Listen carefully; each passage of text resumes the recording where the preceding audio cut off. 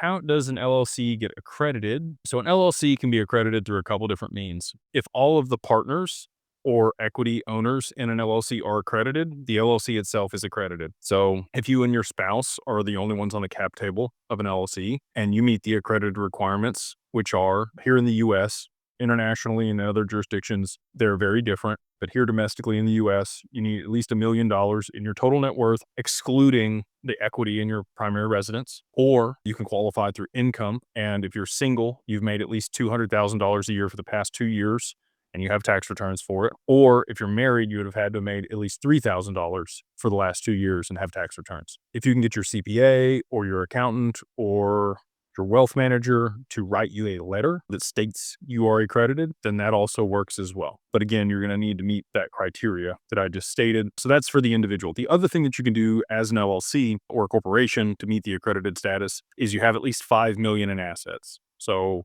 the underlying beneficiaries of the LLC are accredited, or the LLC itself has at least 5 million in assets. That would also make you a qualified purchaser. As an individual, if you have at least 5 million net worth outside your primary residence, you would be a qualified purchaser. And then there's an AP. That's an acronym for something that escapes me right now. Basically, you have to be a large institution with at least $100 million, managing at least $100 million in order to be an AP. APs can contribute in kind into ETFs, but you have to be an AP or worth at least $100 million in order to be able to do that.